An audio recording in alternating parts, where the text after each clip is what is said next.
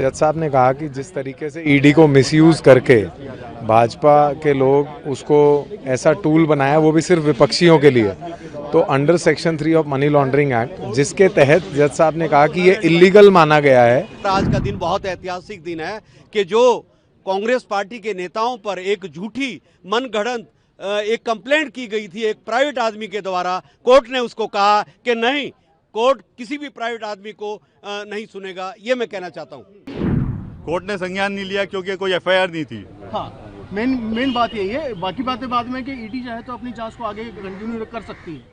ED चाहे तो अपनी जांच कंटिन्यू कर सकती है, ईडी चाहे तो अपनी एफआईआर रजिस्टर कर सकती है। जी, जज साहब ने कहा कि जिस तरीके से ईडी को मिसयूज करके भाजपा के लोग उसको ऐसा टूल बनाया, वो भी सिर्फ विपक्षियों के लिए, तो under section 3 of money laundering act, जिसके तहत जज साहब ने कहा कि ये इलीगल माना गया है कि किसी प्राइवेट कंप्लेनेंट के बिहाफ पर हम कोर्ट में ट्रायल नहीं चला सकते। तो इसीलिए जज साहब ने कॉग्निजेंस नहीं लिया और फर्दर ईडी को ऑर्डर्स किए हैं कि ईडी अकेले ही क्यों इस केस पे इन्होंने कार्रवाई की। सीबीआई और तमाम डिपार्टमेंट्स हैं जिन लोगों ने इस पर कोई एफआईआर नहीं की, तो ये बेबुनियाद और बेसलेस माना गया। इस वजह से कोर्ट ने इसका कॉग्निजेंस नहीं लिया और ईडी को फर्दर आदेश किए हैं कि 16 जनवरी की अगली तारीख पे अगर आप कोई सबमिशंस करना चाहते हैं तो आप करें। और ईओडब्ल्यू के केस में इंफॉर्मेशन अलाउ किया और इसमें कॉग्निजेंस लेने से मना कर दिया। फ्रेश जो एफआईआर ईओडब्ल्यू ने की है, इस चार्जशीट के मद्देनजर या उसके संदर्भ में उस पर कोई भी उसका संज्ञान लेने से भी मना कर दिया कि ये प्रीमेच्योर स्टेज होगा, अगर उसके बारे में कुछ कहा जाए। बिल्कुल बिना ट्रायल के अगर हम किसी चीज़ को एडवांस, तो वो टोटली पॉलिटिकल हो जाता है। तो ये एक पॉलिटिकल केस के तहत इसको देखा गया और प्राइवेट कंप्लेनेंट को इलीगल माना गया under section 3 of money laundering act, कि इस पर केस में मतलब इस केस में कोई दम ही नहीं बचा। It was totally baseless.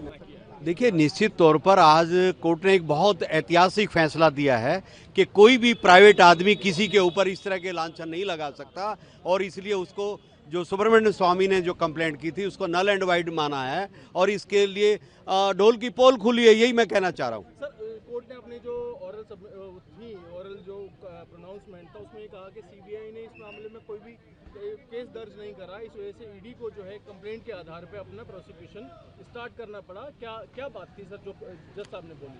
देखिए, बहुत सारी दलीलें होती हैं, मैं दलीलों पे नहीं जाऊंगा, पर आज का दिन बहुत ऐतिहासिक दिन है कि जो कांग्रेस पार्टी के नेताओं पर एक झूठी मनगढ़ंत एक कंप्लेंट की गई थी एक प्राइवेट आदमी के द्वारा, कोर्ट ने उसको कहा कि नहीं, कोर्ट किसी भी प्राइवेट आदमी को नहीं सुनेगा। ये मैं कहना चाहता हूँ। तो सर अभी क्या जांच का जो दायरा है या जो स्कोप है ईडी के लिए कोर्ट ने खुला रखा है?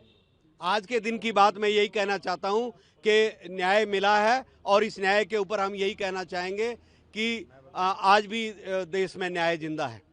आज जो ऑनरेबल कोर्ट ने ये जो फैसला दिया है, इसमें यही क्या है कि जो सुब्रमण्यम स्वामी जी ने जो कंप्लेंट करी थी उसके बेस पे ईडी ने कोई एफआईआर रजिस्टर नहीं करी, तो इसलिए ये मेरिट पे अभी टच नहीं किया है। ईडी चाहे तो इन्वेस्टिगेशन जारी रख सकती है, इसमें एफआईआर दर्ज कर सकती है। सर जो आज मूल बात है, द मेन डिसीजन जो कोर्ट ने दिया है, court has declined to take cognizance of the ED's prosecution complaint.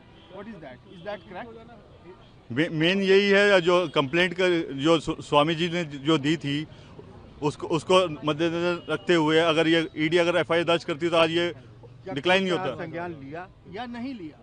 Court ने संज्ञान नहीं लिया क्योंकि कोई एफआईआर नहीं थी। हाँ, मेन बात यही है। बाकी बातें बाद में कि ईडी चाहे तो अपनी जांच को आगे कंटिन्यू कर सकती है। ईडी चाहे तो अपनी जांच कंटिन्यू कर सकती है, ईडी चाहे तो अपनी एफआईआर रजिस्टर कर सकती है। ईओडब्ल्यू की जो एफआईआर जो फ्रेश रजिस्टर हुई है उसको बेसिस बना के भी ईडी प्रोब आगे ईडी स्वतंत्र है, ईडी को कोई रोक नहीं है कोर्ट की तरफ से। ईडी चाहे जो है वो कर सकती है फर्दर इन्वेस्टिगेशन।